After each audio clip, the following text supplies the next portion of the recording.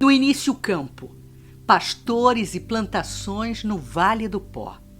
Etruscos, que em Gênese moldariam o ferro e também o caráter dessa civilização, onde durante 5 séculos vigoraria o poder do trabalho, da inteligência e da arte da guerra.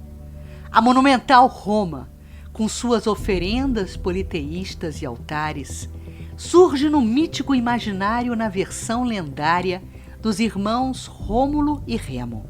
Na narrativa de Eneida do poeta Virgílio, os gêmeos, descendentes de Enéas, herói troiano, foram abandonados à própria sorte ainda crianças, no rio Tibre.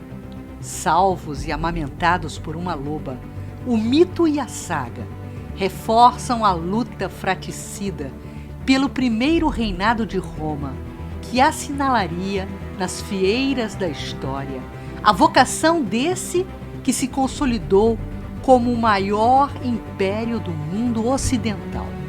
Em 753 a.C., os primeiros habitantes de Roma, os latinos e sabinos, integram o grupo de populações indo-europeias originárias da Europa Central que vieram para a Península Itálica em ondas sucessivas.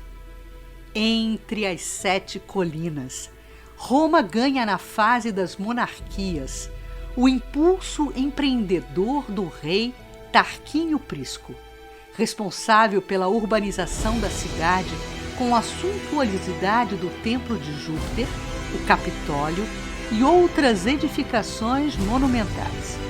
Foi ele o responsável pela drenagem dos pântanos e também do inovador sistema de esgotos, a cloaca máxima.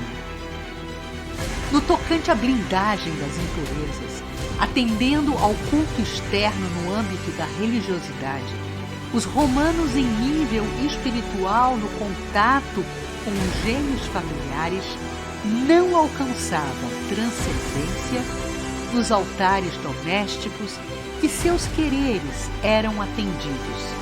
E na falta de unidade, o panteão Templo Maior de Roma contabilizava mais de 30.000 deuses. Os patrícios ocupavam o lugar no Senado e no poder. As altas funções que exerciam no exercício da administração pública, justiça e na religião instauravam a fusão da aristocracia da força bruta e do nascimento, numa correnteza de procedimentos às vezes nefastos e de estímulo à divisão entre ricos e pobres, ao culto da cobiça, ao poder e ao seu exercício nem sempre à altura da nobreza de seus títulos. Em 509 a.C., o Senado afirmava protagonismo. Caiu o período da monarquia romana e os patrícios passaram na República a dar ao Senado o status de maior órgão de poder político de Roma. A plebe, secundada por ideias libertárias, organizava 5 revoltas que resultaram no aprimoramento e evolução da lei humana e romana.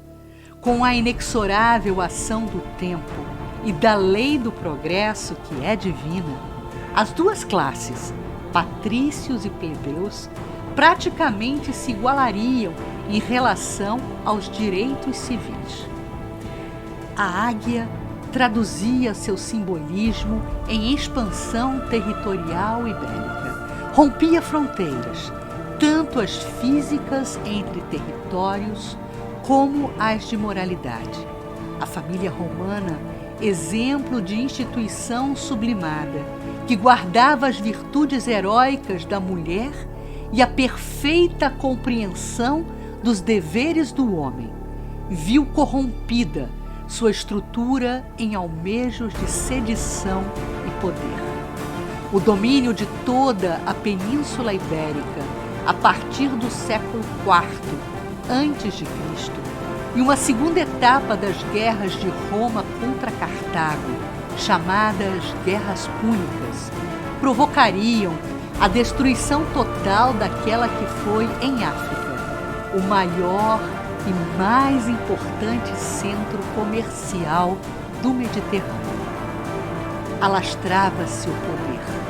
Nas ruínas de uma das cidades mais ricas do mundo clássico, as legiões romanas emergiam no afã bélico de conquistas. Após os triunviratos, estratégia de gestão compartilhada, Roma robustece o período que conhecemos como Império Romano.